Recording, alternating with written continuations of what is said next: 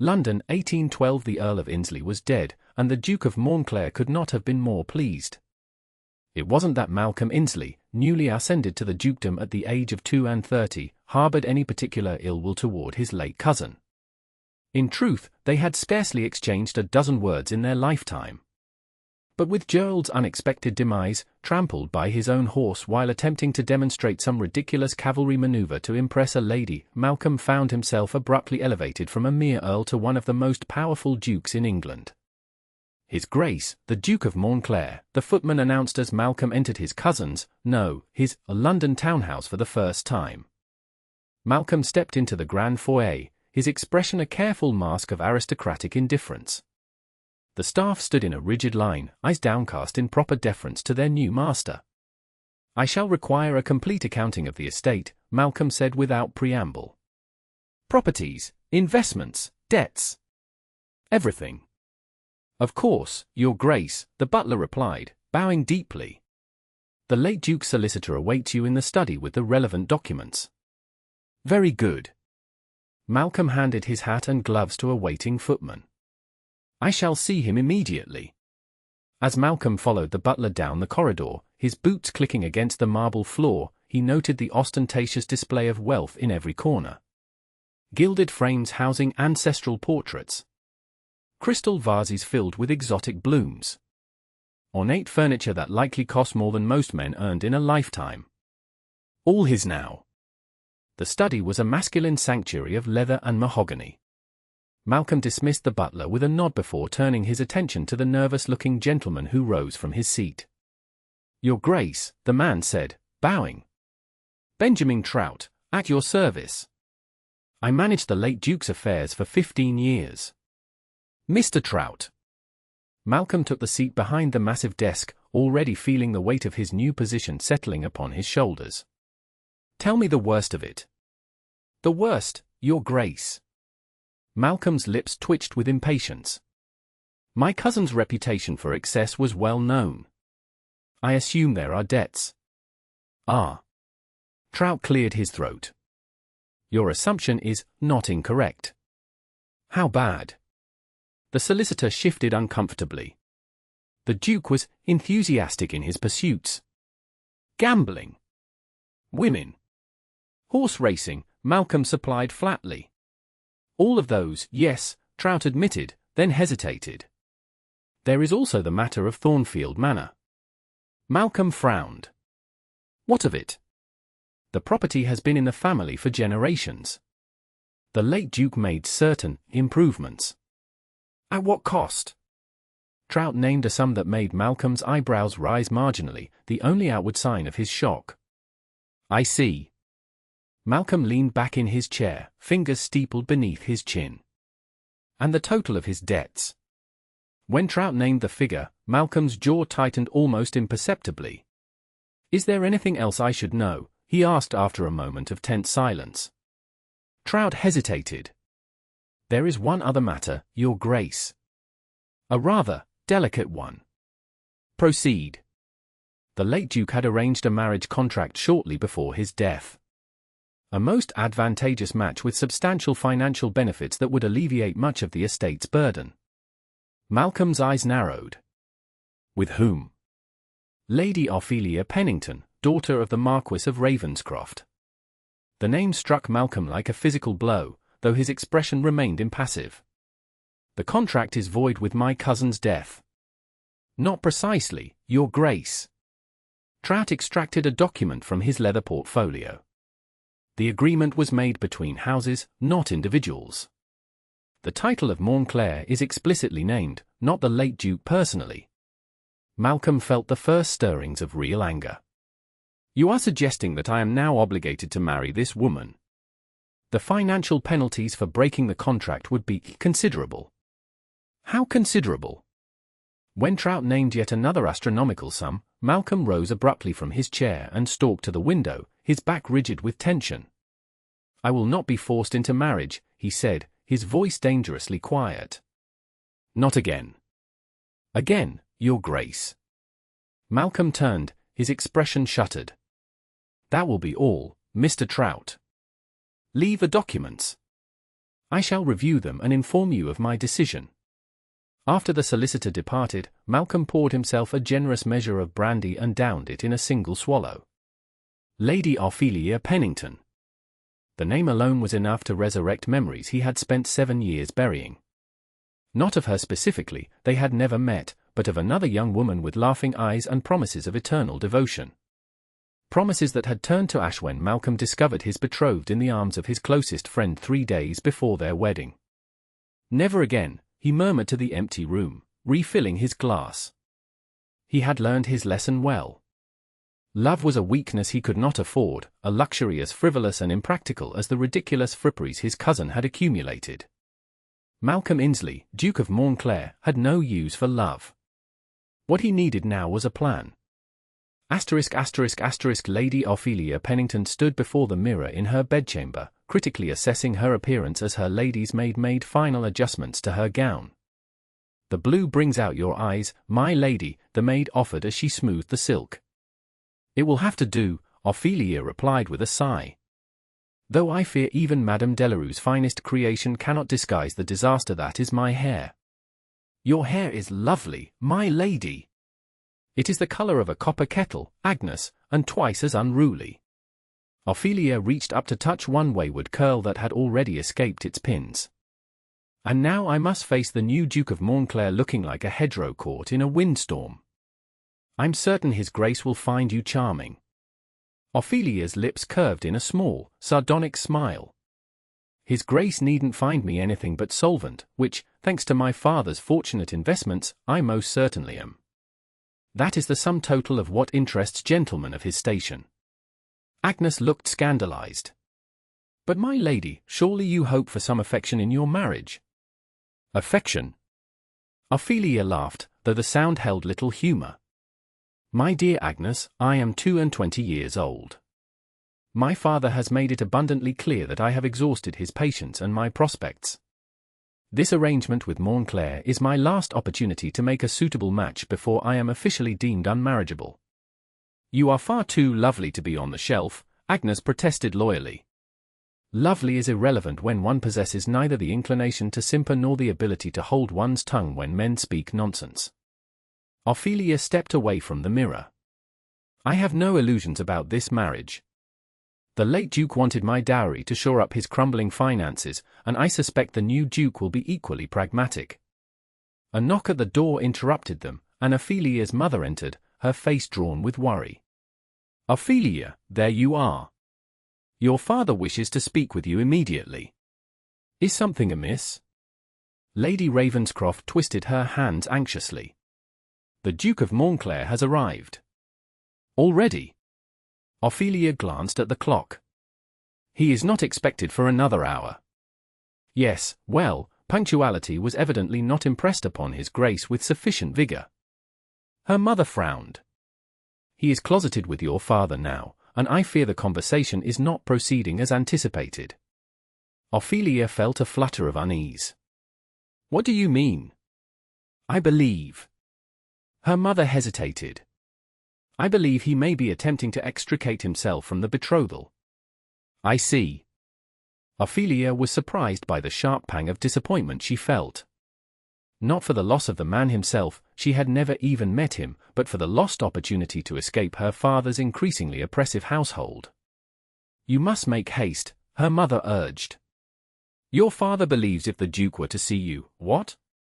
He might be enticed to honor his obligations." Ophelia shook her head. "If his grace wishes to cry off, I have no desire to parade before him like a prized mare at Tattersall's." "Ophelia!" Her mother looked scandalized. "This is no time for your rebellious notions. Everything depends on this match." "Everything depends on my being handed from one man to another like property, you mean?" But even as the bitter words left her lips, Ophelia knew she had no real choice. Her father's financial situation, while not desperate, was not as secure as she had led Agnes to believe. The match with Montclair had been arranged with mercenary precision on both sides. With a resigned sigh, Ophelia smoothed her skirts. "Very well. I shall do my duty, as always." Her mother's expression softened. I know this is not the romantic match you dreamed of as a girl. There was a pause, and then, perhaps if I were to meet the lady in question. Ophelia's eyes widened. There was something in the Duke's tone, a calculation, a coldness, that sent a chill down her spine. He was planning something, and she suspected it would not be to her advantage. Well, two could play at such games.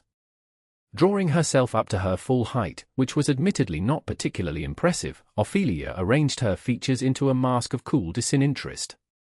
Then, with a nod to her mother, she stepped into the drawing-room. "Father, you wish to see me?" 3 men turned at her entrance. Her father, whose florid complexion suggested the conversation had indeed been stressful. Mr. Trout, the solicitor, clutching a portfolio of papers with white-knuckled intensity. And between them, standing with the easy confidence of a man accustomed to command, was the Duke of Montclair. Ophelia had prepared herself for many possibilities, but not for this. Not for the tall, broad-shouldered figure with eyes the color of a winter sea and features that seemed carved from marble. Not for the way those eyes narrowed slightly as they assessed her, clinical and detached, as if she were a horse he was considering purchasing. "Your Grace," she said with a proper curtsy, "how kind of you to call upon us." "Lady Ophelia." The Duke inclined his head, the barest minimum acknowledgement required by propriety. "I trust one find you well." "Exceedingly," she replied, noting the slight arch of his eyebrow at her forthright tone. "Though I confess some surprise at your early arrival." "I prefer efficiency in all matters," he said, his gaze still coolly appraising. A commendable quality, Ophelia returned his stare with equal measure, refusing to be intimidated. "As is honoring one's commitments." Her father made a choking sound. "Ophelia!" The Duke's lips twitched, though whether in amusement or irritation, she couldn't tell. "Your daughter speaks her mind, Lord Ravenscroft. An unusual trait in a young lady." "My apologies, Your Grace," her father said quickly. "Ophelia has always been spirited."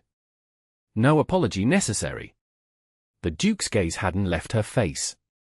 "In fact, Lady Ophelia's forthrightness may prove useful. Perhaps she and I might speak privately." "Privately," her father echoed, clearly torn between propriety and the desire to secure the match. With the door open, naturally, the Duke added, his tone making it clear this was not a suggestion but a command. After a moment's hesitation, her father nodded. "Of course, Your Grace. We shall wait in the library.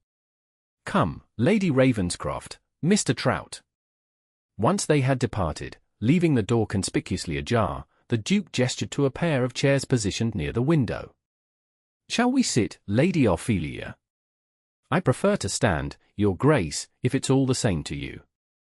Ophelia clasped her hands before her, maintaining a proper distance between them. "I believe brevity would serve us both in this conversation." "As you wish." The Duke studied her with renewed interest. "You are not what I expected." "And what did you expect, Your Grace?" A simpering miss eager to become a duchess at any cost. "Something of the sort," he admitted.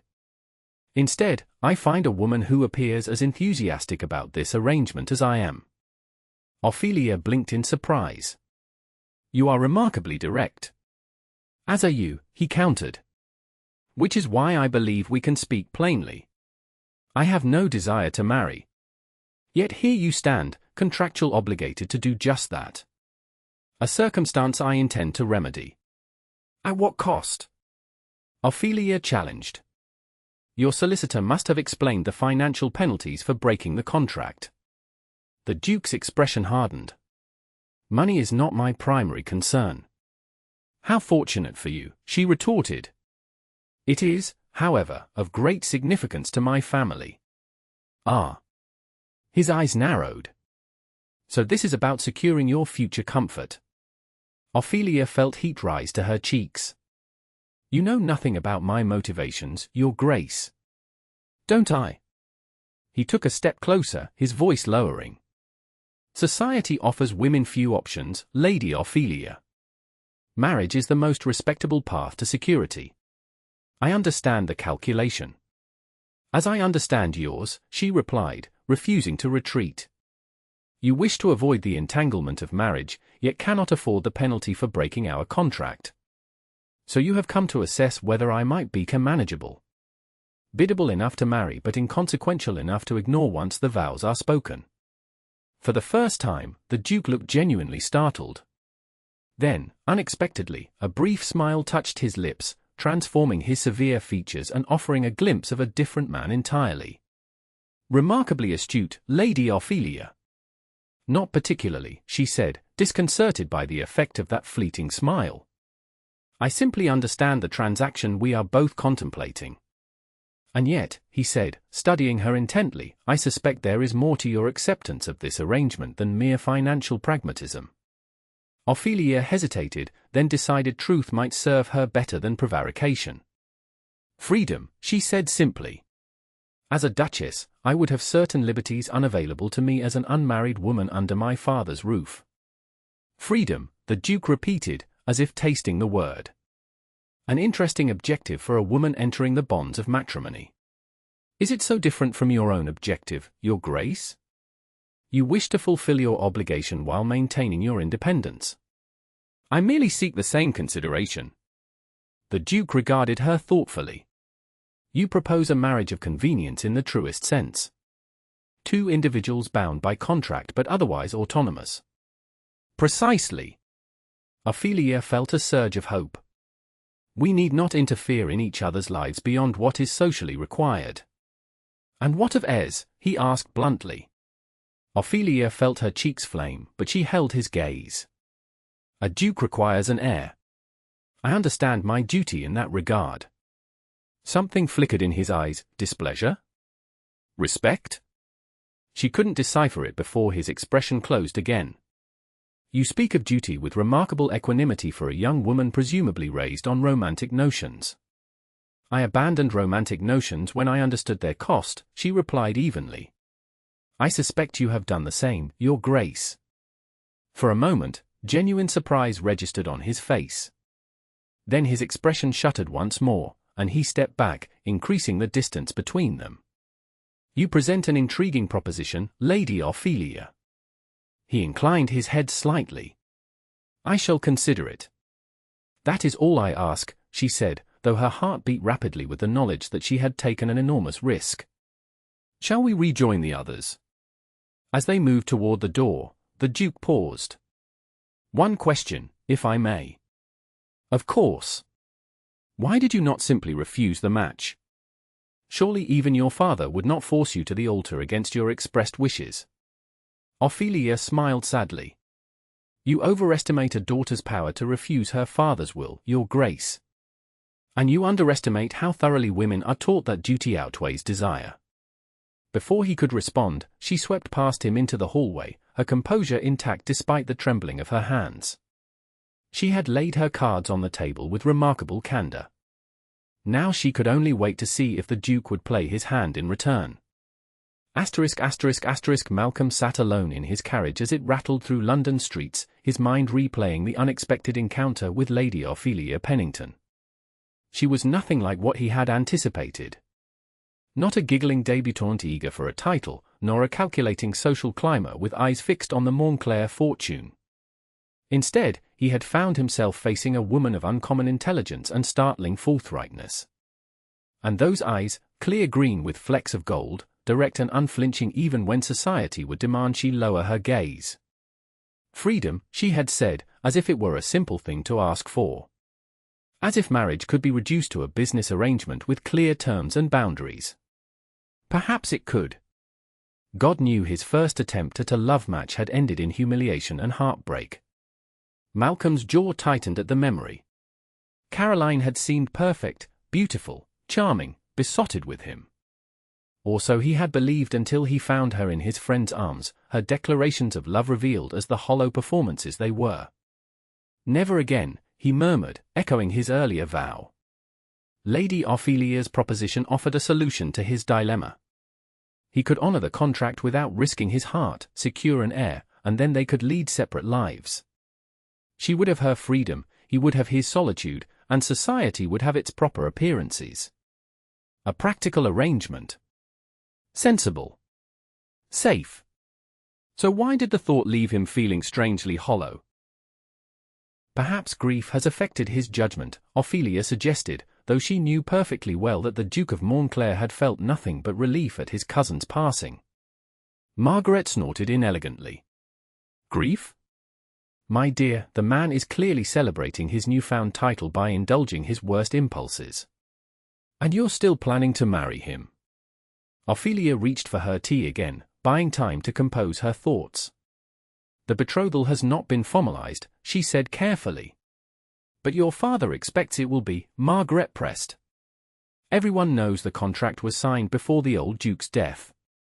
Contracts can be dissolved. Margaret's eyes widened. You would cry off? Ophelia, he's a duke. And apparently a drunkard and a gambler, Ophelia replied, unable to keep the edge from her voice. Forgive me if I fail to swoon with delight at the prospect. Even as she spoke the words, Ophelia felt a surge of disappointment that surprised her with its intensity. The Duke of Montclair she had met yesterday, cool, controlled, startlingly perceptive, had seemed a man she might at least respect, if not love. This new version, behaving exactly like the cousin he had presumably disdained, was a crushing disappointment. Well, I think it's terribly romantic, Margaret declared, oblivious to Ophelia's inner turmoil. Like one of those Gothic novels where the brooding hero must be saved by the pure-hearted heroine. I have no interest in saving anyone, Margaret, Ophelia said firmly. Least of all a man who appears determined to destroy himself through vice and folly. Yet even as she said it, something nagged at Ophelia.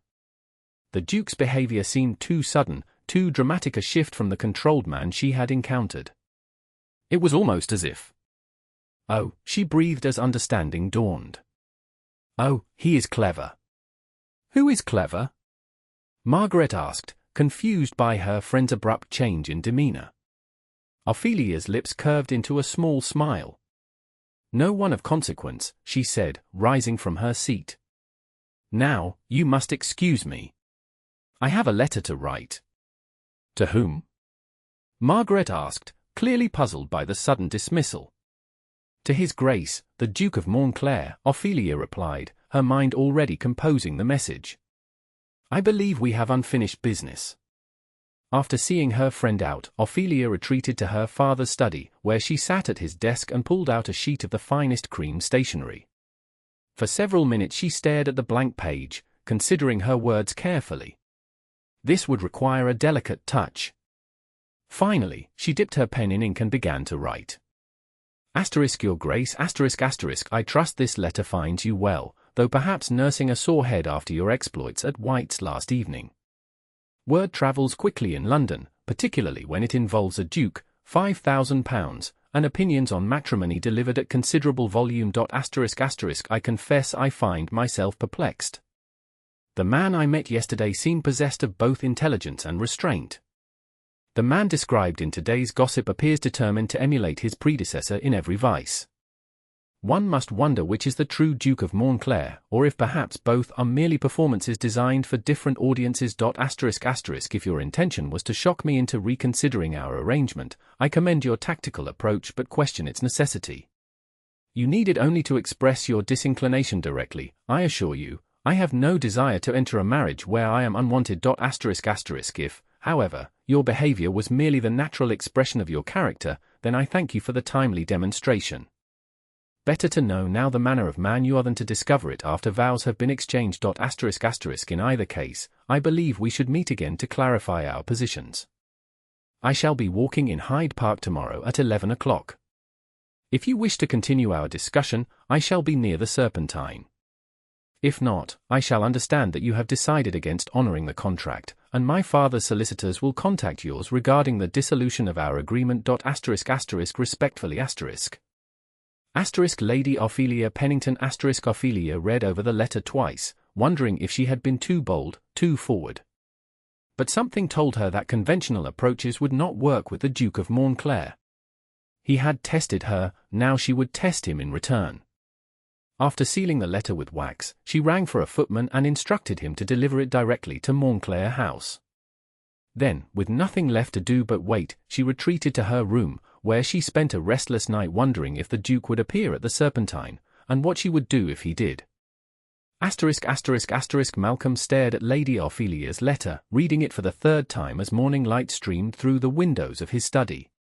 His head throbbed from the previous night's excesses. The brandy had been real enough, though he discreetly emptied most of it into a potted plant when no one was looking. The wager had been genuine as well, though he had deliberately lost to Lord Jenkins to enhance his reputation for recklessness. What he hadn't expected was the swift response from Lady Ophelia, or her uncanny ability to see through his charade. If perhaps both are merely performances designed for different audiences. The words pricked at his conscience.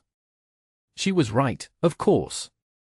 He had deliberately behaved in a manner calculated to repel her, to give her reason to withdraw from the marriage without his having to break the contract himself. It was cowardly, manipulative, beneath him. And yet, she had not immediately rejected the match. Instead, she had challenged him to meet her, to speak openly rather than play games. Malcolm set the letter aside and moved to the window, gazing out at the bustling London street below. He had spent 7 years constructing walls around himself, determined never again to risk the vulnerability that came with emotional attachment. Even his closest friends were kept at a careful distance, admitted only to the outermost chambers of his life. Lady Ophelia Pennington had seen through his defences within minutes of their first meeting. What might she discern if given more time? The thought was unsettling. Malcolm checked his pocket watch. 10:30. If he left now, he would arrive at the Serpentine just as Lady Ophelia did. Or he could simply not go. She had offered him a clean escape, her father's solicitors would contact his, the financial penalties would be negotiated, and he would be free of the obligation to marry. Free to continue his solitary existence, secure in the knowledge that he would never again experience the devastation of betrayal. Free, and utterly alone. With a muttered curse, Malcolm strode from the study. Jenkins, he called to his valet. Have the carriage brought around immediately. And fetch my hat and gloves. 20 minutes later, Malcolm was striding purposefully through Hyde Park, scanning the path near the Serpentine for a flash of copper hair. The morning was unseasonably warm for early spring, drawing out more pedestrians than usual, which made his search more difficult. He was beginning to think he had somehow missed her when he spotted a solitary figure seated on a bench overlooking the water. Lady Ophelia wore a walking dress of deep green that complemented her colouring perfectly, and a modest bonnet that did little to contain the rebellious curls framing her face. She was reading, her attention focused on the book in her lap, apparently oblivious to his approach. As Malcolm drew nearer, however, he noticed the slight tension in her shoulders, the too deliberate way she turned a page. She knew he was there. Lady Ophelia, he said, stopping a proper distance from the bench. She looked up, her expression composed though her eyes betrayed a hint of surprise. Your Grace, she acknowledged with a nod. I confess I was uncertain whether you would come. As was I, he admitted, gesturing to the empty space beside her. May I? Please. She closed her book and set it aside, turning slightly to face him as he sat down. You look remarkably well recovered for a man who supposedly consumed an entire bottle of brandy last night. Malcolm's lips twitched. The potted palms at White's are notoriously thirsty. Ah, she said, a spark of amusement lighting her eyes. So it was a performance. Not my finest. Malcolm found himself oddly reluctant to dissemble with her. I owe you an apology, Lady Ophelia. Do you? She tilted her head, studying him. For attempting to frighten me off with tales of debauchery, or for thinking I would be so easily deterred. Both, he acknowledged. It was ungentlemanly. It was, she agreed readily. Yet I find myself more intrigued than offended. Why resort to such tactics rather than simply declining the match? Malcolm hesitated, unaccustomed to such direct questioning. Society thrived on indirection and implication, not blunt inquiry. Yet Lady Ophelia seemed to operate by different rules entirely. The financial penalties for breaking the contract are considerable, he said finally.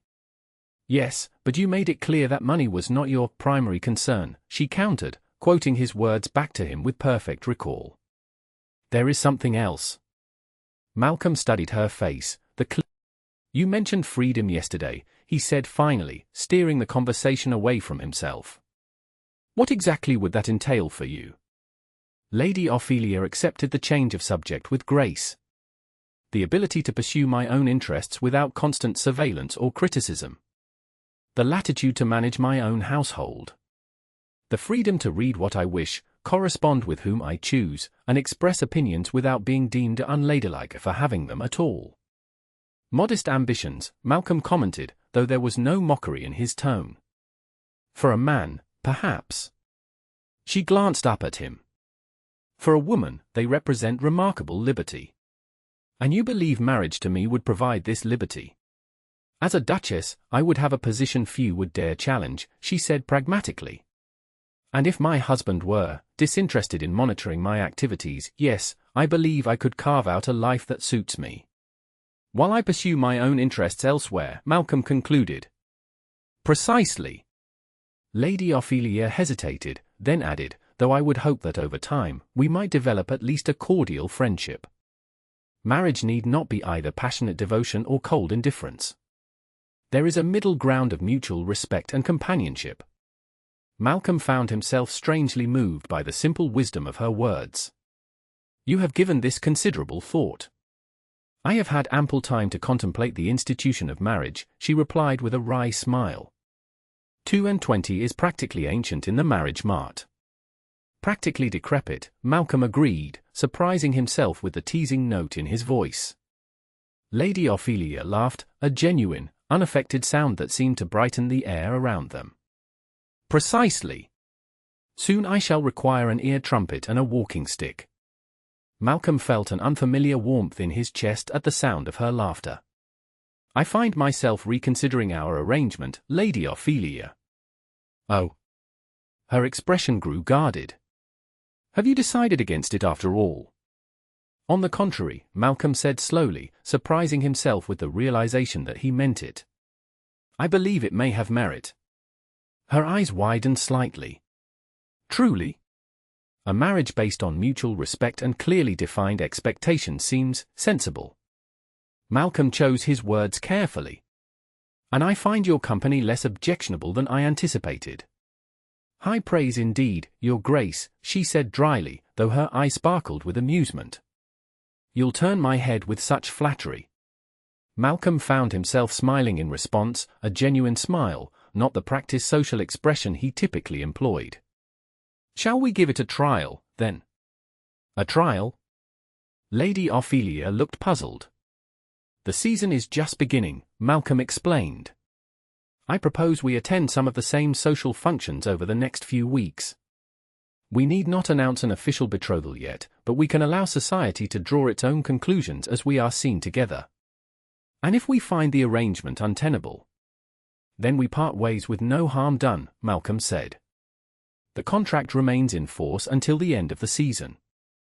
We have time to ensure we can tolerate each other's company before making any formal announcements. Lady Ophelia considered this, her expression thoughtful. A sensible approach, she said finally. I accept your proposal, Your Grace. Excellent.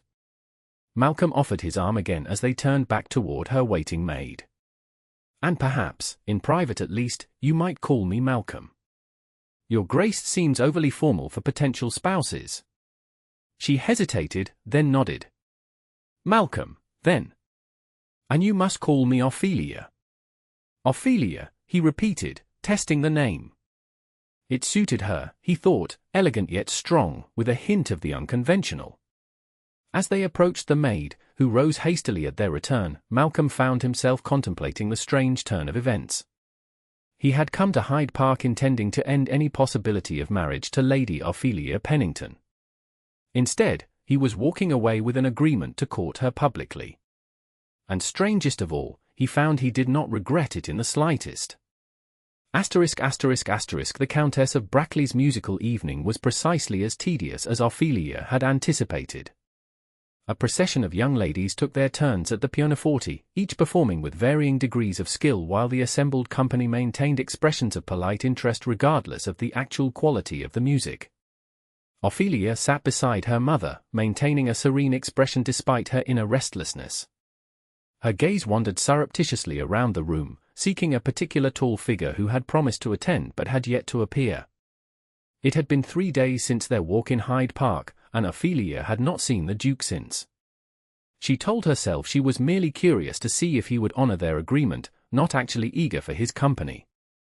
But the flutter in her stomach each time the butler announced a new arrival suggested otherwise. "Lady Ophelia seems particularly distracted this evening," observed Lady Hartwell, a notorious gossip, from her seat just behind them. "One wonders what, or whom, has captured her attention so thoroughly." Ophelia stiffened, knowing the comment was meant to be overheard. Before she could formulate a suitably bland response, the butler's voice rang out, announcing the latest arrival. His Grace, the Duke of Montclair. A ripple of interest passed through the assembled guests as Malcolm entered the drawing-room. He cut an imposing figure in his formal evening attire, his broad shoulders emphasized by impeccable tailoring, his expression one of aristocratic reserve as he greeted their hostess. Ophelia felt her pulse quicken as his gaze swept the room, pausing when it reached her. The slightest inclination of his head acknowledged her presence before he turned to respond to something Lady Brackley had said. "Well," Lady Hartwell murmured to her companion with undisguised interest, "the elusive Duke has decided to grace us with his presence." "How unexpected!" "He has been in attendance at several events this week," her friend replied. "Most unlike him. Normally he avoids such gatherings like the plague." Ophelia kept her expression carefully neutral, though inwardly she felt a small thrill at the knowledge that Malcolm had altered his social habits as part of their arrangement. As the current performer concluded her piece, a Beethoven sonata rendered with more enthusiasm than accuracy, Lady Brackley approached Ophelia with the Duke in tow. "Lady Ophelia," their hostess said with barely concealed excitement, "His Grace has expressed a particular desire to make your acquaintance." Ophelia rose and curtsied properly, playing her part in the charade. "Your Grace," she murmured. "How kind of you to single me out." "The pleasure is mine, Lady Ophelia." Malcolm's formal tone revealed nothing of their previous meetings, but Ophelia caught the glint of amusement in his eyes.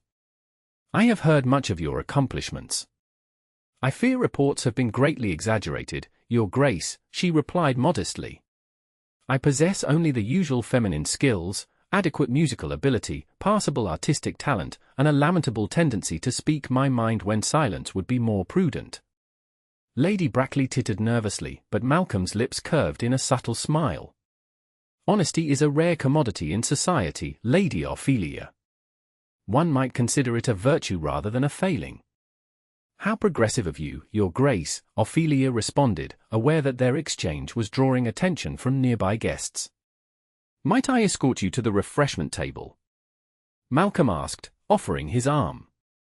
"I find myself in need of sustenance after my late arrival." "Of course," Ophelia agreed, placing her hand lightly on his forearm. As they moved away from her mother and Lady Brackley, Ophelia felt the weight of curious stares following them. Already, she knew, speculation would be building about the Duke's apparent interest in her. "You're causing quite a stir," she murmured once they were relatively private at the refreshment table. "That was the intention," Malcolm replied, his voice equally low as he handed her a glass of ratafia. "I believe half the room is already mentally drafting letters to their acquaintances about the Duke's surprising attentions to Lady Ophelia Pennington. And the other half is recounting every detail of my past and present to determine if I am worthy of such notice," Ophelia added wryly. "Are you uncomfortable with the scrutiny?"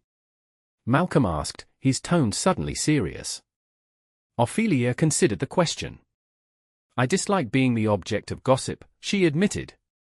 "But I understand its necessity in this case." Malcolm nodded, his gaze thoughtful as it rested on her face. "You look lovely tonight," he said unexpectedly. Ophelia blinked in surprise, both at the compliment and the apparently genuine way it was offered. "Thank you," she said, feeling a warmth creep into her cheeks.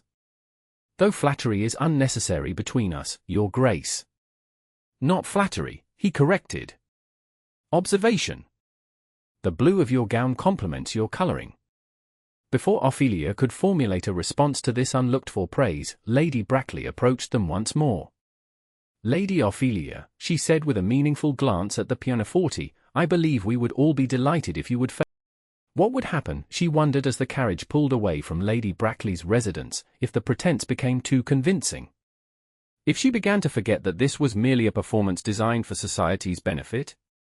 It was a question she had no answer for, and one that kept her awake long into the night. Malcolm arrived at the Ravenscroft townhouse the following afternoon precisely at the agreed-upon time. He had spent the morning attending to estate business, deliberately focusing on practical matters to distract himself from thoughts of Ophelia. It hadn't worked. Her image had intruded persistently into his consciousness, the way her eyes lit up when she was amused, the grace of her hands on the pianoforte keys, the subtle floral scent that lingered when she moved past him.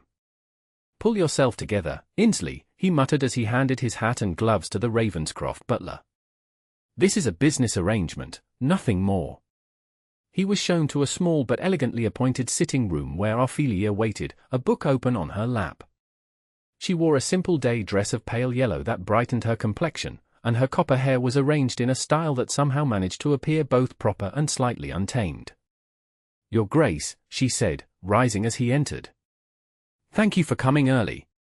Lady Ophelia. Malcolm bowed, noting that a maid sat discreetly in the corner of the room, present enough to maintain propriety, distant enough to allow conversation. I trust one find you well. Very well, thank you. She gestured to a chair opposite her own. Please, sit. We have about half an hour before my mother will interrupt us, regardless of the instructions I've given to the servants. Malcolm's lips twitched at her frankness as he took the offered seat. You wish to discuss our arrangement? Yes. Ophelia placed a marker in her book and set it aside. I believe we should establish clear expectations to avoid misunderstandings. A sensible approach, Malcolm agreed, though he found himself oddly reluctant to reduce their relationship to formal terms. What do you propose? Ophelia folded her hands in her lap, her expression becoming more businesslike. If we are to proceed with this match, we should agree on certain fundamentals. Residence arrangements, financial considerations, personal freedoms. Very well. Malcolm leaned back slightly, studying her composed features. I spend the majority of my time between London and Thornfield Manor in Derbyshire. As my Duchess, you would be expected to accompany me to both residences, though I have no objection to your making separate visits to other properties as you wish. That seems reasonable, Ophelia nodded. And financial matters? You would have an allowance commensurate with your position, Malcolm stated. The management of the household accounts would fall under your purview, naturally. Beyond that, I have no intention of monitoring your expenditures, provided they are not ruinous. A small smile curved Ophelia's lips. I assure you, I have no taste for excessive extravagance. Unlike my late cousin, Malcolm commented dryly. Indeed. Ophelia hesitated, then continued. And personal freedoms. Here Malcolm paused, considering his words carefully. I believe we established that neither of us seeks to constrain the other unnecessarily. You would be free to pursue your interests, maintain your friendships, and express your opinions, within the bounds of propriety, of course. And you would be equally free, Ophelia observed. Though I would ask for discretion in any personal entanglements. Malcolm frowned, surprised by the uncomfortable feeling her words evoked. I have no intention of dishonouring our marriage with infidelity, Ophelia. Her eyes widened slightly. I merely assumed, given the nature of our arrangement, that I would seek physical gratification elsewhere. Malcolm shook his head. That is not the kind of man I am. Our marriage may be one of convenience, but I take my vows seriously. Oh. Ophelia looked momentarily disconcerted, a faint blush colouring her cheeks. I appreciate your integrity. An awkward silence fell between them, and Malcolm found himself wondering what she was thinking. Had she assumed he would maintain mistresses, as so many men of his station did? The idea that she might have been preparing herself to accept such behaviour made him unaccountably angry. There is one matter we have not addressed, he said finally, his voice more stiff than he intended. Yes? Ophelia looked up, her expression guarded. Heirs, Malcolm said bluntly. A duke must have an heir. The blush on Ophelia's cheeks deepened. Yes, of course. I understand that requirement. Malcolm leaned forward slightly. I would never force unwanted attentions on you, Ophelia. But we must reach some understanding on this matter. Ophelia's gaze dropped to her hands. Perhaps, after a suitable period of adjustment to married life, we might address that obligation. A reasonable approach, Malcolm agreed, though he found the clinical nature of the discussion increasingly distasteful. And afterwards, we could return to a more fraternal relationship, if you preferred. Ophelia's head snapped up, her green eyes suddenly intense. Is that what you would prefer? The directness of the question caught Malcolm off guard. Would he prefer a marriage of polite distance once the necessary heir was secured? The answer should have been an immediate affirmative. It aligned perfectly with his determination to avoid emotional entanglements. Yet he found himself hesitating, unable to give voice to the agreement. I believe, he said carefully, that we should allow our relationship to develop naturally, rather than prescribing its exact parameters in advance. Ophelia studied him for a long moment, something unreadable in her expression. That seems wise, she said finally. Though I thought the purpose of this conversation was to establish clear expectations. Some matters defy neat categorization, Malcolm replied, surprising himself with the sentiment. Perhaps in this instance, flexibility would serve us better than rigid terms. A small smile touched Ophelia's lips. How diplomatic of you, Your Grace. Malcolm, he reminded her gently. Malcolm, she corrected, and something in the way she said his name sent a warmth through his chest that he chose not to examine too closely. The clock on the mantel chimed, and Ophelia glanced at it with a sigh. My mother will be joining us momentarily, I'm sure. Have we covered everything you wish to discuss? There is one more matter, Malcolm said, making a sudden decision. I believe we should formalize our betrothal sooner rather than later. Ophelia looked surprised. I thought we agreed to a period of public courtship first.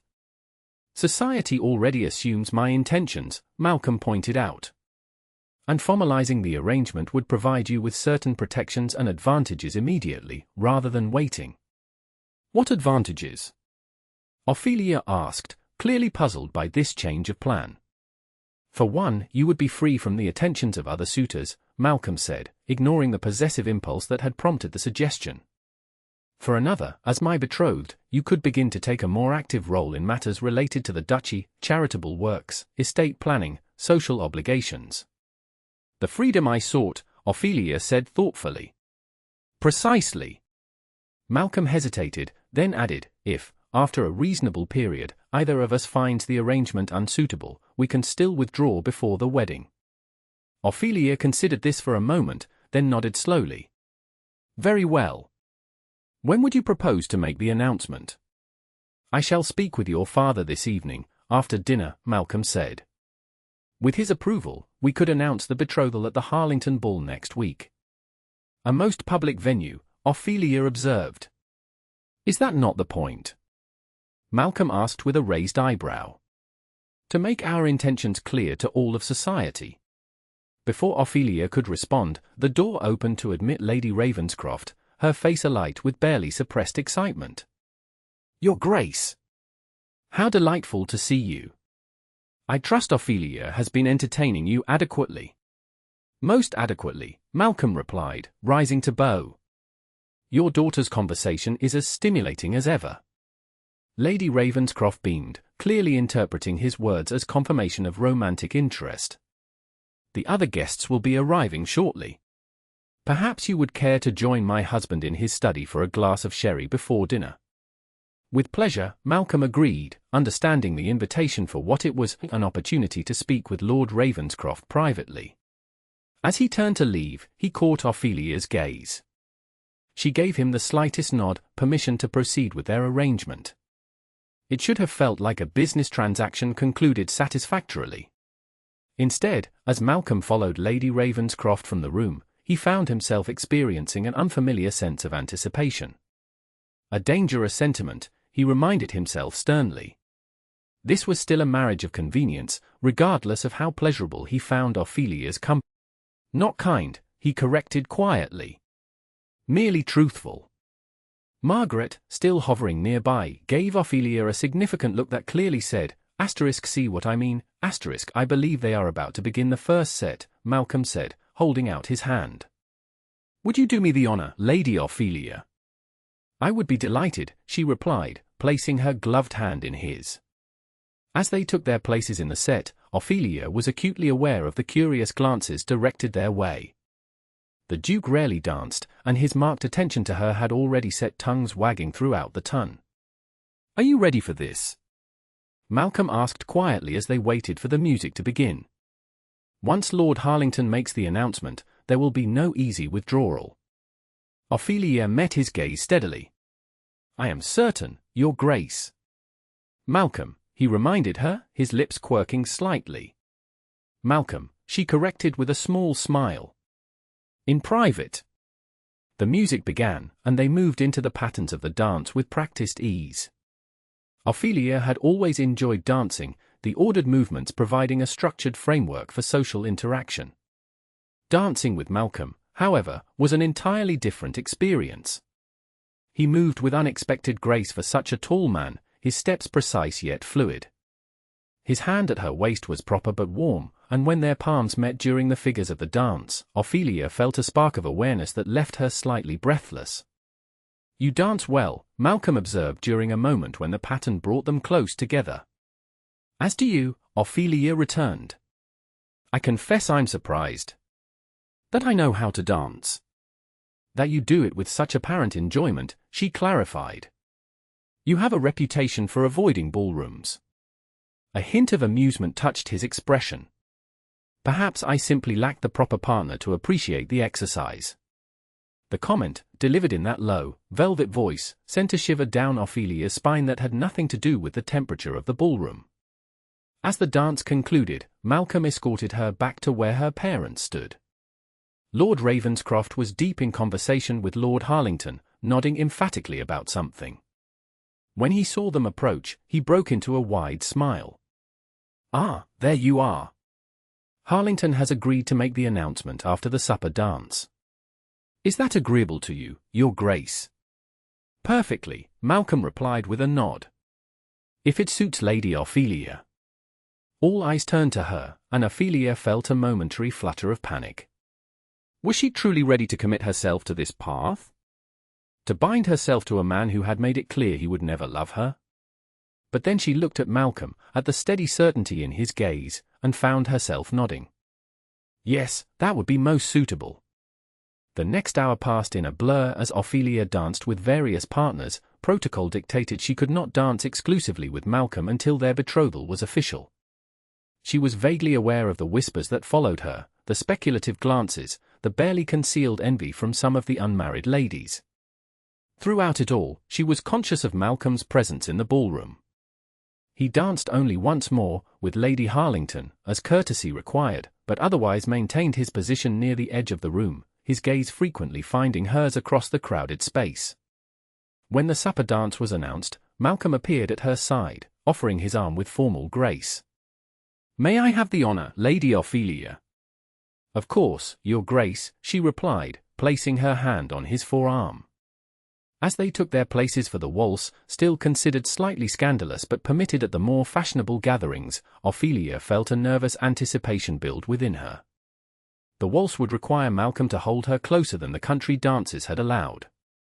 When his arm encircled her waist, his other hand clasping hers firmly, Ophelia found it difficult to maintain her composure. He held her at the proper distance, but even that felt intimate in a way she hadn't anticipated. "Are you nervous?" Malcolm asked quietly as they began to move in time with the music. "A little," she admitted, her gaze fixed on the sapphire pin in his cravat rather than meeting his eyes. "This makes it real." "Having second thoughts?" His tone was carefully neutral, but Ophelia thought she detected a hint of tension in the question. She looked up then, meeting his gaze directly. "No." "Are you?" Something flickered in his eyes, surprise, perhaps, or relief. "No," he said simply. They danced in silence for several moments, moving together with unexpected harmony. Ophelia gradually relaxed into the rhythm, allowing herself to enjoy the sensation of being guided by Malcolm's sure hand. You mentioned once that you abandoned romantic notions when you understood their cost, Malcolm said suddenly, his voice low enough that only she could hear. What did you mean by that? Ophelia hesitated, surprised by the question. It was the most personal inquiry he had made thus far in their acquaintance. I had a romantic attachment once, she said finally. When I was 18. The second son of a viscount, handsome, charming, full of pretty compliments. Malcolm's hand tightened almost imperceptibly at her waist. What happened? I discovered his affection was directed solely at my dowry, Ophelia said, keeping her tone light despite the old pain the memory evoked. He was deeply in debt and saw me as his salvation. When a better prospect appeared, an heiress with twice my fortune, his attention shifted accordingly. He was a fool, Malcolm said with unexpected vehemence. Ophelia looked up in surprise. It was for the best. Better to learn the true nature of his regard before any formal arrangement was made. As I learned with Caroline, Malcolm acknowledged with a grim nod. Yes. Ophelia studied his face, noting the tension around his mouth at the mention of his former betrothed. We have both been taught the same lesson, it seems. That love is a convenient fiction. Malcolm suggested, his tone sardonic. That what people call love often disguises baser motives, Ophelia corrected. Though I prefer to think genuine affection exists somewhere in the world, even if not for us. Malcolm looked thoughtful, his gaze softening as it rested on her face. Perhaps, he said quietly. The music drew to a close, and they stood for a moment, still joined by his hand at her waist, hers on his shoulder. Something unspoken hung in the air between them, a recognition, perhaps, of their shared disillusionment, or possibly something more complex. The spell was broken as Lord Harlington approached, beaming broadly. Your Grace! Lady Ophelia! If you would join me at the front of the ballroom, I believe we have an announcement to make. Reality rushed back, and Ophelia found herself being led toward the small dais where the orchestra was situated. Her parents materialized beside them, her mother practically vibrating with excitement, her father looking smugly satisfied.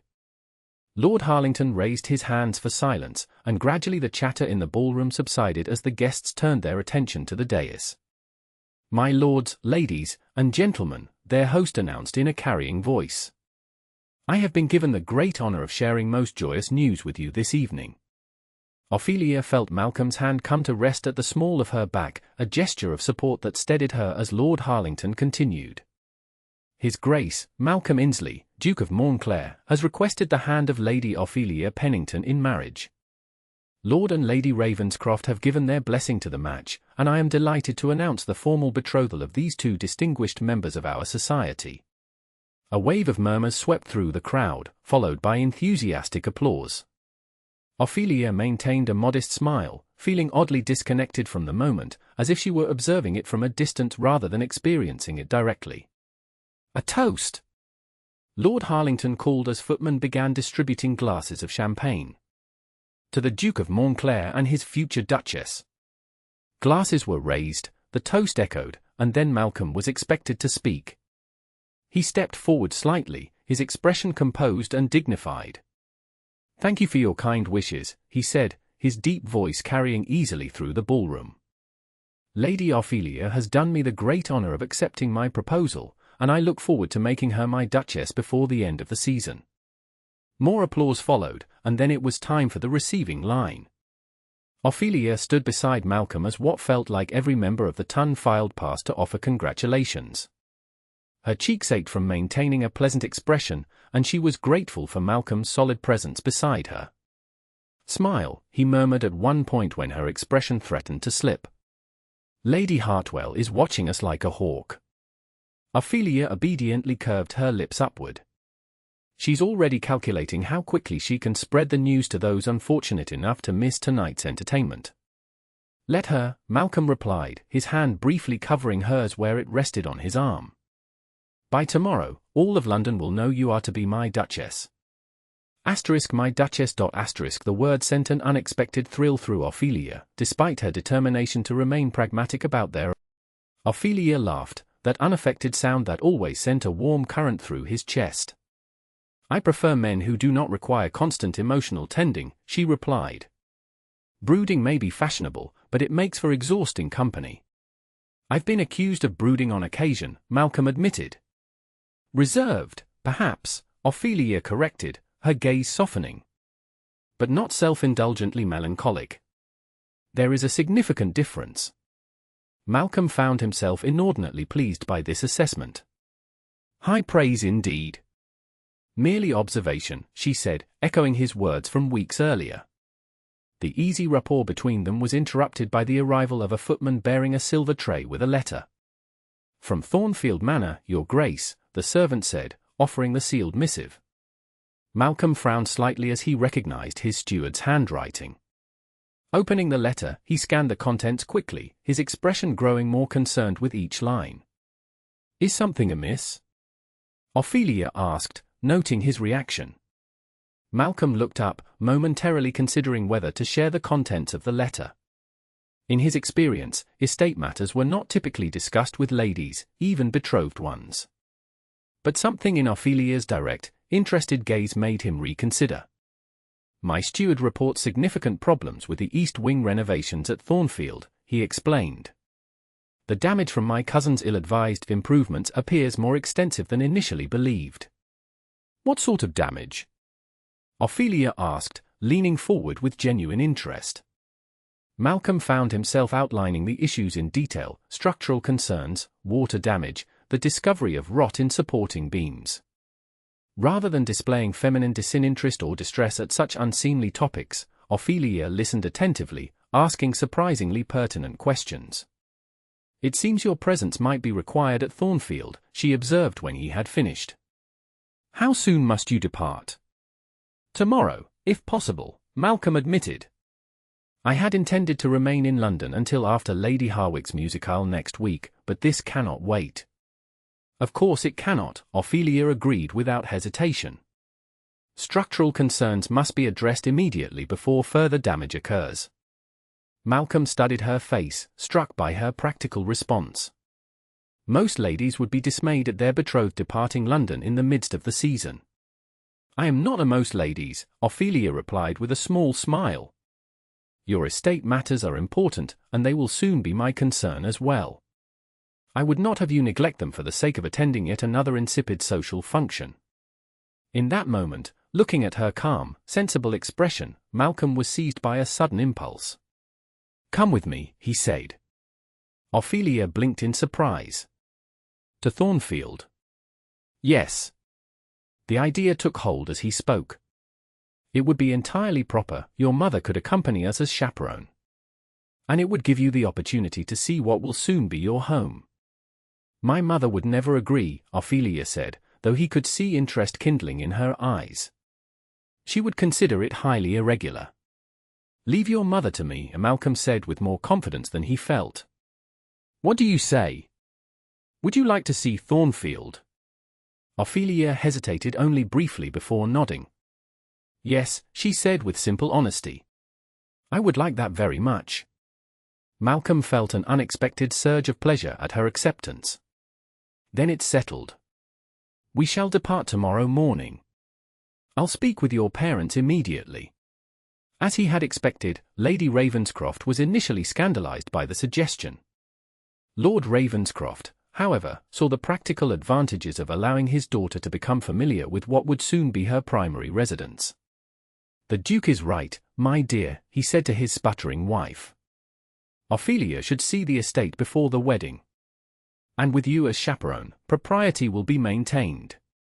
But to leave London in the middle of the season? Lady Ravenscroft protested. What will people say? They will say that Lady Ophelia is taking her future responsibilities as Duchess seriously, Malcolm interjected smoothly. That she prioritizes the welfare of the estate over social frivolities. It will only enhance her reputation. In the end, Lady Ravenscroft was persuaded, though she insisted on bringing Ophelia's lady's maid and her own personal abigail.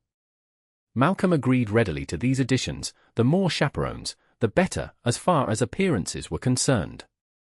By the time he took his leave that afternoon, the arrangements had been made. They would depart at 10 o'clock the following morning for the 2-day journey to Derbyshire. As Malcolm climbed into his carriage, he found himself experiencing an anticipation that went beyond the practical benefits of showing Ophelia the estate. The prospect of spending several days in her company, away from London's constant social demands, was unexpectedly appealing. Dangerous territory, he reminded himself. Their arrangement was based on mutual respect and practical considerations, not romantic attachment. He would do well to remember that, especially when they were removed from London's watchful eyes. Yet as his carriage made its way back to Montclair House, Malcolm found himself picturing Ophelia's face when she first saw Thornfield's ancient stone facade rising from the misty Derbyshire landscape. Would her eyes light up as they did when she discussed books she loved? Would she see the beauty he had always found in the wild, rugged countryside surrounding his ancestral home? For the first time in 7 years, Malcolm found himself eager to share something of personal significance with another person. The realization was as unsettling as it was undeniable. The journey to Derbyshire was long but not unpleasant. Ophelia found herself enjoying the changing landscape as they left London behind, the congested streets giving way to rolling countryside that grew more dramatic with each passing mile. Their party travelled in 2 carriages, Malcolm's ducal conveyance carrying himself, Ophelia, and Lady Ravenscroft, while the second, smaller carriage transported the 2 maids and the luggage. They stopped overnight at a posting inn where the innkeeper, clearly intimidated by hosting a duke, had prepared his finest rooms and a surprisingly excellent dinner. By late afternoon of the second day, Ophelia could tell they were nearing their destination. The landscape had become more rugged, with rocky outcroppings and moorland stretching toward distant peaks. Malcolm, who had been a considerate but somewhat distracted travelling companion, grew more animated as they entered his home territory. "We'll crest this hill and you'll have your first view of the valley," he said, gesturing toward the carriage window. "Thornfield has been the seat of the Dukes of Montclair for over 400 years. Ophelia leaned forward eagerly, ignoring her mother's murmured admonition about decorum. As the carriage reached the top of the hill, she caught her breath at the vista that opened before them. A wide valley stretched below, bisected by a winding river that gleamed silver in the late afternoon sun. Ancient oak trees dotted the landscape, and in the distance, nestled against a backdrop of rising hills, stood a magnificent stone manor house. Its grey walls seemed to emerge organically from the landscape, as if the estate were a natural extension of the Derbyshire earth rather than a human creation. "It's beautiful," Ophelia said softly, genuinely moved by the sight. Malcolm was watching her face rather than the view, she realized with a start. His expression held something she hadn't seen before, a vulnerability, perhaps, or an openness that made him appear younger, less guarded. "You truly think so?" he asked, and there was an undercurrent in his voice that suggested her answer mattered more than it should. "Yes," Ophelia replied simply. "It feels right, somehow. As if it belongs exactly where it is." A smile transformed Malcolm's features, not the slight curve of lips he sometimes allowed in company, but a genuine expression of pleasure that reached his eyes and momentarily erased the reserve he typically maintained. "That is precisely how I have always felt about it," he said, and the warmth in his voice made something flutter in Ophelia's chest. Lady Ravenscroft, who had been dozing against the squabs, roused herself at their conversation. "Is that it?" she asked, peering through the window with considerably less enthusiasm. "It looks rather imposing." "The exterior is Norman in origin," Malcolm explained, his tone becoming more formal as he addressed Ophelia's mother. "Though successive generations have made additions and modifications. The east wing, which requires the repairs I mentioned, was added during Elizabeth's reign." As the carriage began its descent into the valley, Ophelia continued to gaze at Thornfield, imagining herself as mistress of such a place. It was intimidating, certainly, but also exhilarating. Here was a domain worth understanding, worth caring for. The approach to the house took them through parkland that, while not as manicured as some great estates, possessed a wild beauty that Ophelia found appealing. Ancient trees created natural groupings, and wildflowers dotted the meadows in cheerful profusion. The previous dukes maintained formal gardens closer to the house, Malcolm explained, following her gaze. But I've always preferred the more natural landscape. As he was frequently merry, Malcolm agreed with a sardonic twist to his mouth. Usually at the expense of his creditors. You were not close, Ophelia observed. We were not. Gerald represented everything my father taught me to disdain: frivolity, excess, irresponsibility. Malcolm's expression grew more serious. Yet he was the Duke, and I was merely the heir presumptive, expected to manage my own estates while watching him squander a fortune that had taken generations to build. It was the most personal revelation Malcolm had made, and Ophelia sensed the frustration that must have characterized his relationship with his cousin. And now you must repair what he damaged, she said quietly. Yes. Malcolm turned away from the portrait. Which reminds me, Brookfield, my steward, will join us for dinner to discuss the East Wing situation. I hope you don't mind. Not at all, Ophelia assured him. I would like to understand the issues fully. Malcolm studied her face for a moment. Most ladies would consider estate management discussions tedious dinner conversation. I am not most ladies, Ophelia reminded him. And if I am to be mistress of Thornfield, I should understand its challenges as well as its charms. Something shifted in Malcolm's expression, a softening, a recognition that caught Ophelia off guard with its intensity. No, he said quietly. You are certainly not most ladies. The moment stretched between them, charged with something Ophelia dared not name. Then Malcolm cleared his throat and offered his arm once more. Come, he said, his voice returning to its usual controlled tone. There's still the library to see before you must dress for dinner. As they continued their tour, Ophelia found herself increasingly drawn to both the house and its master. Thornfield was magnificent yet welcoming, grand yet intimate in the way that only a truly beloved home could be. And Malcolm, showing her the rooms that clearly meant so much to him, revealed glimpses of a warmth and passion that his usual reserve concealed. When they reached the library, a magnificent two-story room lined with thousands of volumes, Ophelia could not contain a small gasp of delight. Oh, she breathed, turning slowly to take in the space. This is perfect. Malcolm watched her reaction with evident satisfaction. I thought you might appreciate it. The collection has been gathered over centuries, though I've made my own additions. Ophelia moved to the nearest shelf, running her fingers lightly over the leather-bound spines. May I? She asked, gesturing to a volume that had caught her eye. Of course, Malcolm replied. Everything here will be yours to enjoy. The simple statement, delivered matter-of-factly, reminded Ophelia of the reality of their situation.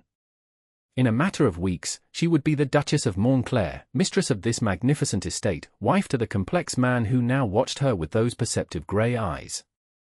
It was both thrilling and terrifying. Thank you, she said softly, unsure whether she was thanking him for permission to examine the book or for something larger, the opportunity to be part of Thornfield's continuing story, perhaps. Malcolm seemed to understand the ambiguity, for he merely nodded, allowing her the space to explore the library at her own pace.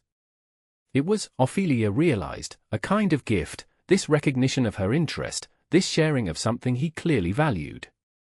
As the light began to fade and they reluctantly made their way upstairs to prepare for dinner, Ophelia found herself contemplating the strange turn her life had taken.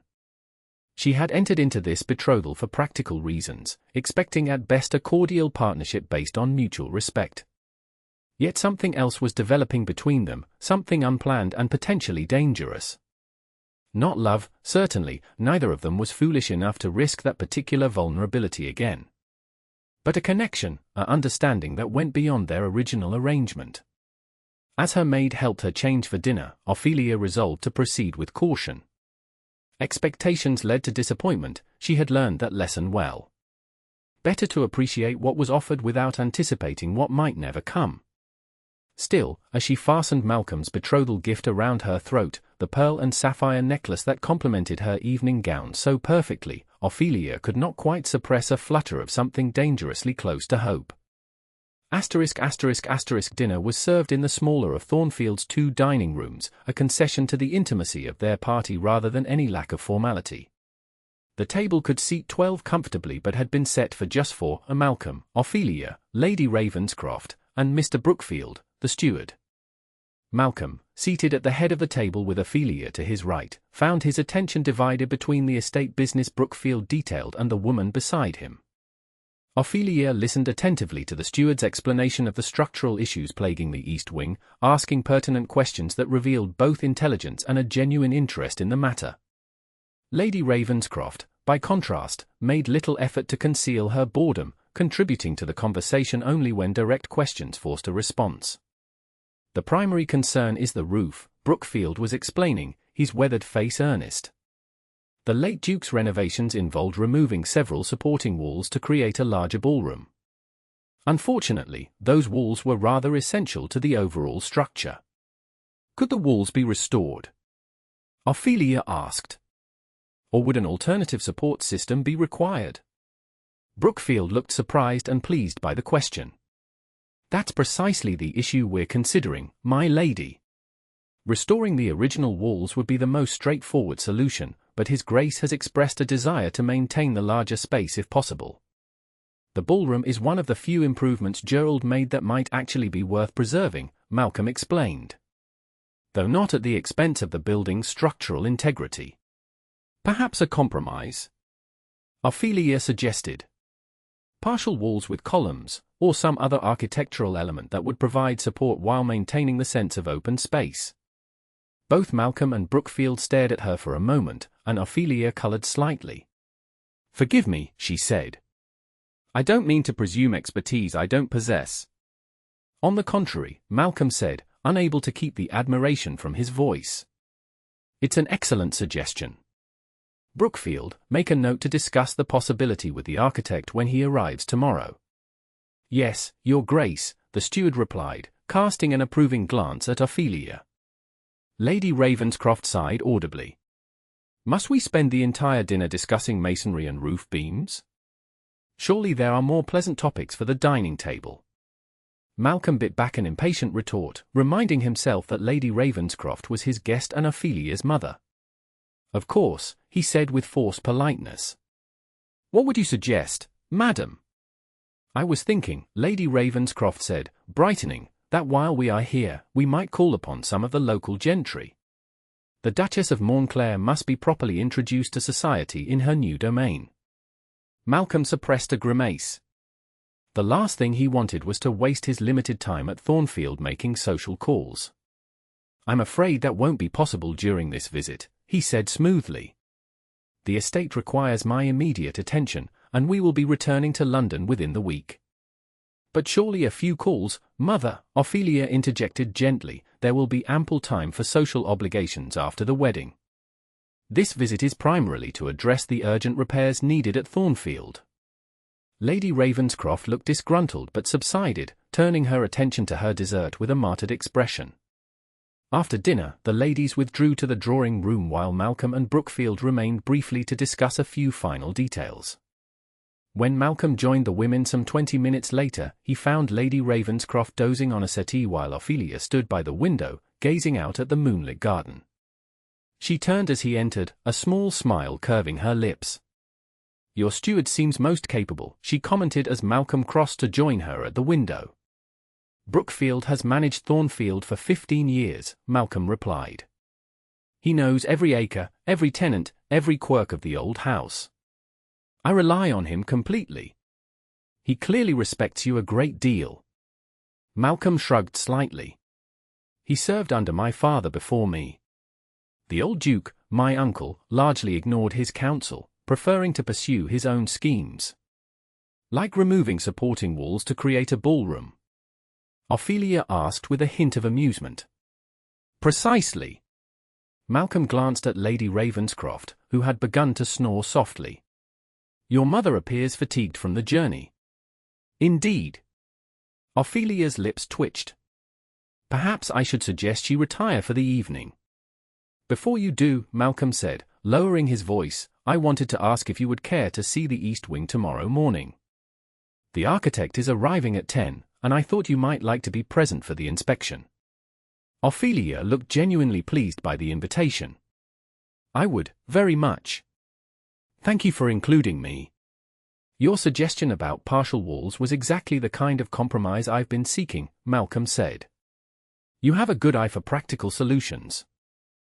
Yet she could not deny the flutter in her stomach when Malcolm looked at her with those perceptive grey eyes, or the warmth that spread through her chest when he listened to her opinions with genuine interest. With a determined shake of her head, Ophelia turned from the mirror. She would maintain her composure. She would remember the lessons of the past. And she would not, under any circumstances, allow herself to develop romantic feelings for the man who would soon be her husband. After a light breakfast, during which Lady Ravenscroft announced her intention to spend the morning writing letters, Ophelia met Malcolm in the entrance hall. He was dressed for outdoor activity in buckskins and riding boots, his tall figure commanding without effort. "Good morning," he greeted her, his eyes warming as they took in her practical attire. "I see you're prepared for a thorough inspection." "I believe in dressing appropriately for the task at hand," Ophelia replied with a smile. "Will there be much dust?" "Almost certainly," Malcolm admitted. "The east wing has been closed off since the problems were discovered. I should have warned you." "I'm not afraid of a little dust," Ophelia assured him. "Lead on, Your Grace." Malcolm offered his arm, and Ophelia placed her hand lightly upon it, acutely aware of his solid presence beside her as they made their way through the house. "The architect should arrive within the hour," Malcolm explained as they walked. "But I thought you might like to see the wing first, to understand what we're dealing with." "I appreciate that," Ophelia said sincerely. "It's difficult to offer useful suggestions without seeing the space firsthand." Malcolm glanced down at her with that now familiar look of surprised pleasure. Most women would prefer to leave such matters entirely to their husbands. "As we have established, I am not most women," Ophelia reminded him. "And while I certainly respect your judgment, I see no reason why I should not be involved in decisions that affect our home." Our home. The words slipped out naturally, yet they caused both of them to pause momentarily. There was an intimacy in the phrase that went beyond their formal arrangement, an acknowledgement of a shared future that felt suddenly, startlingly real. "No reason at all," Malcolm agreed after a brief silence. "In fact, I welcome your involvement." They had reached a set of double doors at the end of a long corridor. Malcolm produced a key from his pocket and unlocked them, then pushed one door open with a slight creak of hinges. "Welcome to the East Wing," he said, gesturing for Ophelia to precede him into the space. Ophelia stepped through the doorway and found herself in what must have been a magnificent ballroom. Dust sheets covered the furniture, and morning light streamed through tall windows, illuminating motes of dust dancing in the air. Despite the obvious disuse, she could immediately see the potential of the space. "It's lovely," she said, turning slowly to take in the high ceiling with its ornate plasterwork. "I can understand why you'd want to preserve it."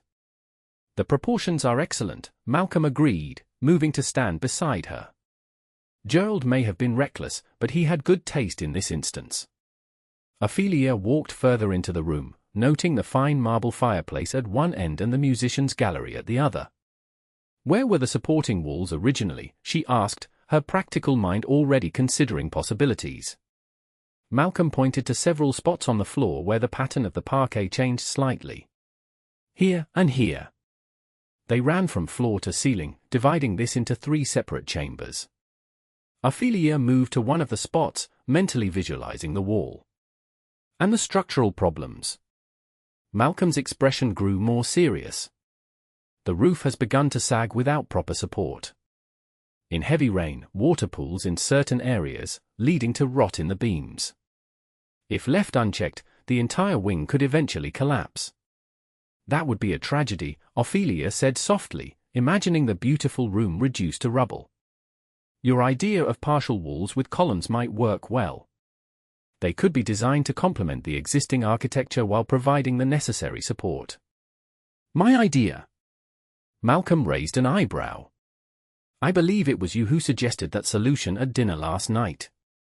Ophelia felt a flush of pleasure at his acknowledgement. "A collaborative effort, perhaps." "Indeed." Malcolm's gaze lingered on her face for a moment before he gestured toward a door at the far end of the ballroom. "There are several adjoining rooms, a withdrawing room, a small library, and a conservatory. Would you like to see them? Very much, Ophelia replied with genuine enthusiasm. As they explored the rest of the wing, Ophelia found herself increasingly drawn into the project. The spaces were well designed but in various states of disrepair due to the structural issues and neglect. Yet she could easily envision how they might look once restored, elegant, welcoming, a perfect complement to the older portions of Thornfield. What would you use these rooms for? Malcolm asked as they stood in the small library, which had floor-to-ceiling windows overlooking the garden. If they were yours to design. The question caught Ophelia by surprise. You're asking my opinion. I value your perspective, Malcolm said simply. Ophelia considered the question seriously, looking around the dust-covered space with a thoughtful expression. This room has wonderful natural light, she observed. It would make an excellent morning room or perhaps a lady's sitting room. Somewhere comfortable for reading or correspondence, with perhaps a small writing desk by the window. And the conservatory? Malcolm prompted. That depends on your preferences, Ophelia replied. It could remain a traditional plant room, or it might be converted into a more versatile space for intimate gatherings, a place to take tea or play cards with close friends. Malcolm nodded, apparently pleased by her suggestions. And the ballroom itself? It should remain a ballroom, Ophelia said without hesitation. But not used only for grand occasions. It could serve as a general gathering space, perhaps with areas for conversation arranged around the perimeter. A room that feels lived in, not merely displayed.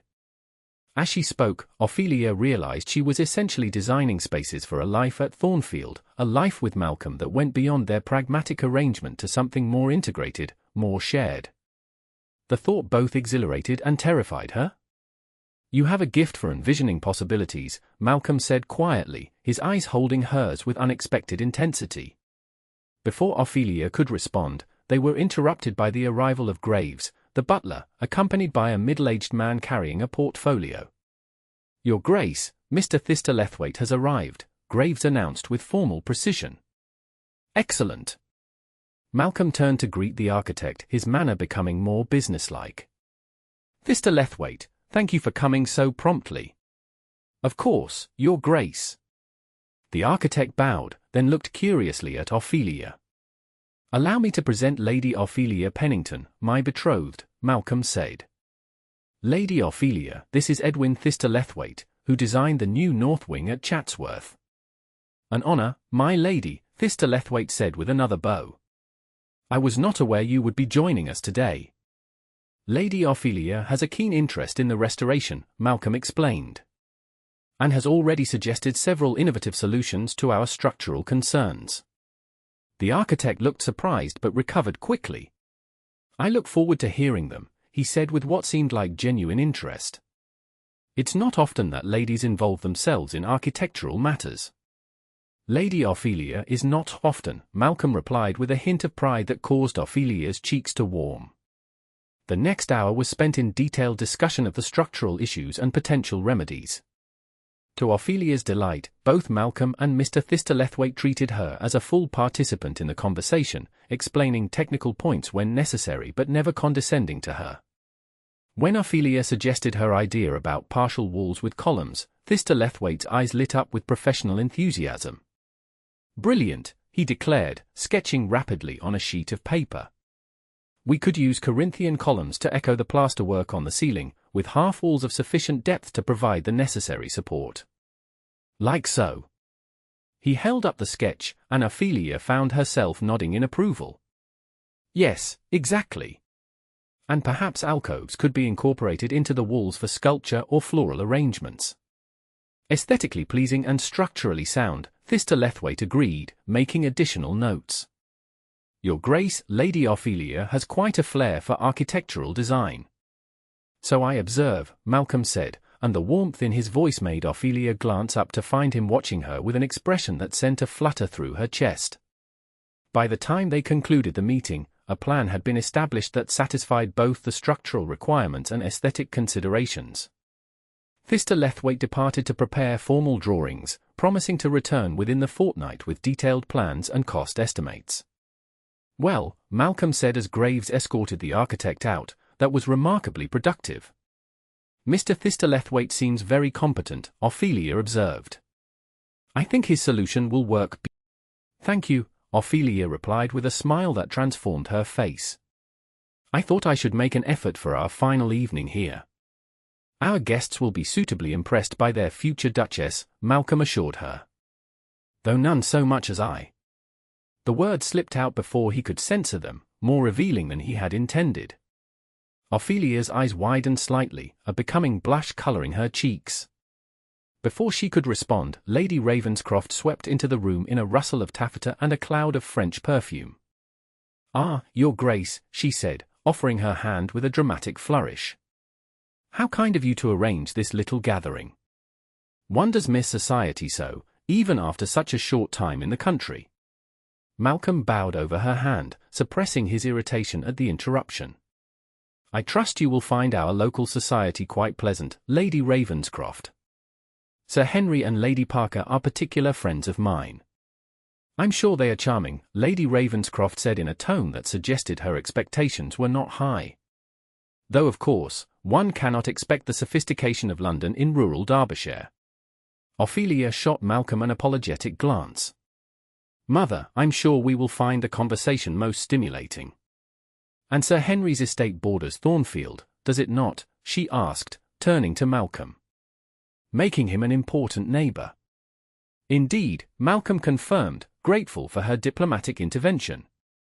The Parkers have been neighbours to the Insleys for generations.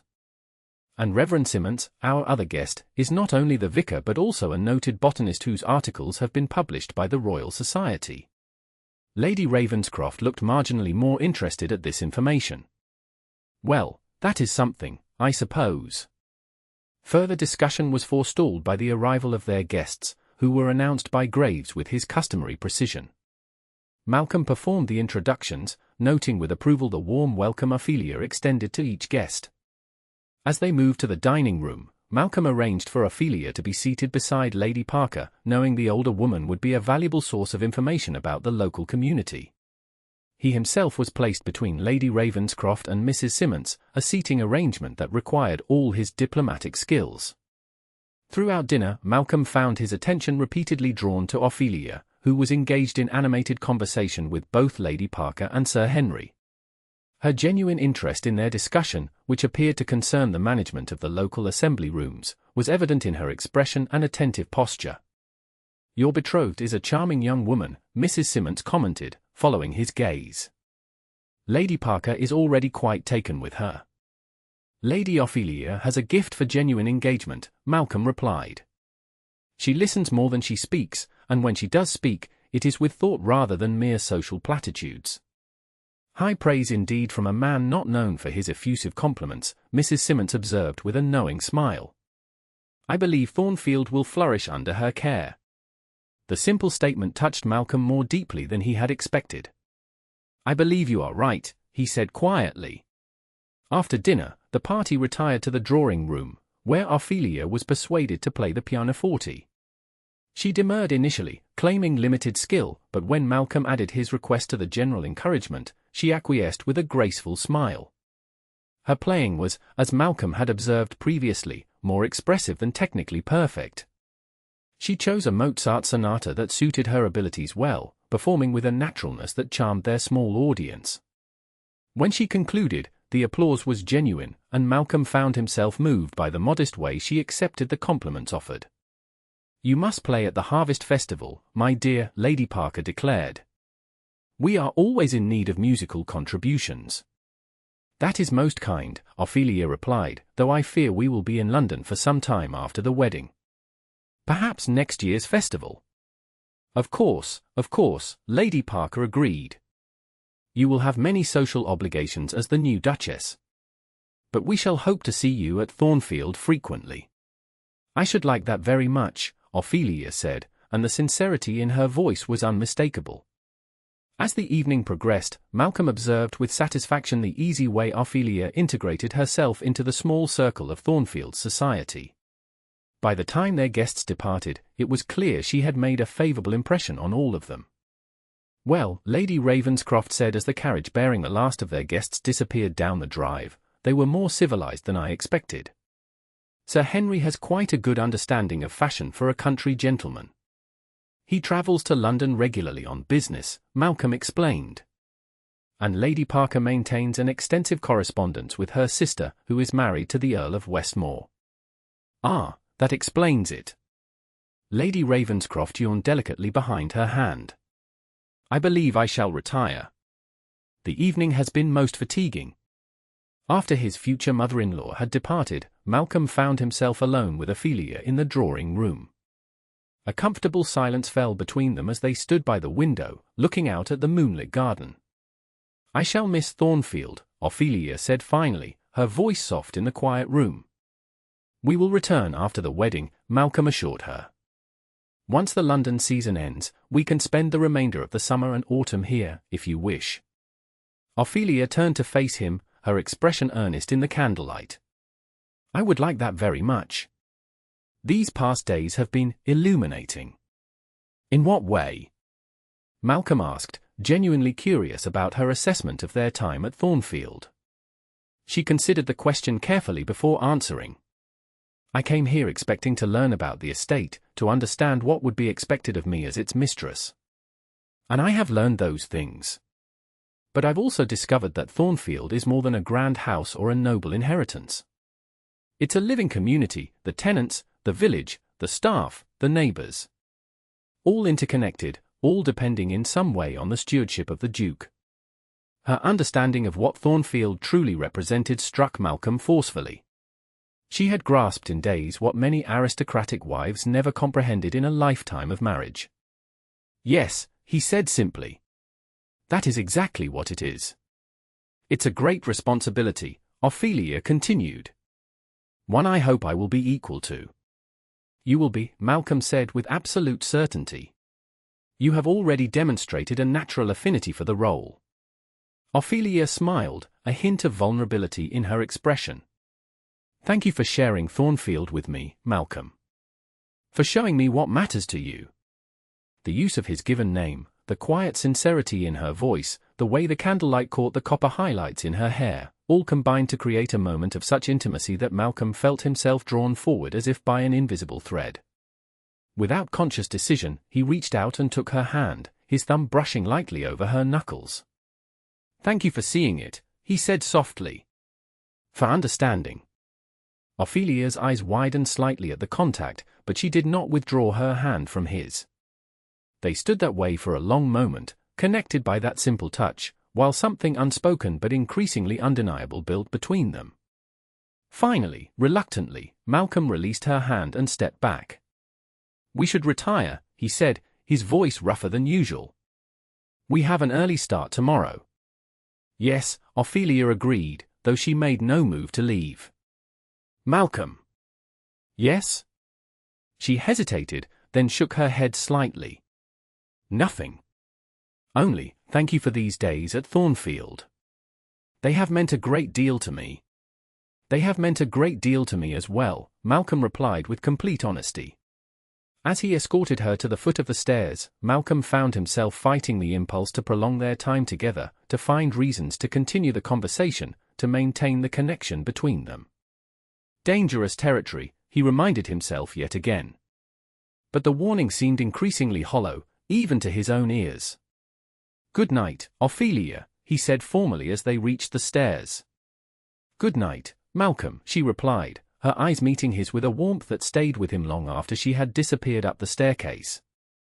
Malcolm remained in the entrance hall for several moments after she had gone, contemplating the unexpected turn his life had taken. He had entered into this betrothal for practical reasons, expecting nothing more than a cordial partnership with a sensible woman. Instead, he found himself drawn to Ophelia in ways he had never anticipated, admiring her intelligence, appreciating her perspective, enjoying her company, and, most dangerous of all, beginning to imagine a future that went beyond their pragmatic arrangement to something deeper, something more meaningful. As he finally turned toward his own chambers, Malcolm acknowledged what he had been avoiding for days. The walls he had built around his heart after Caroline's betrayal were beginning to crumble, and Ophelia Pennington was the cause.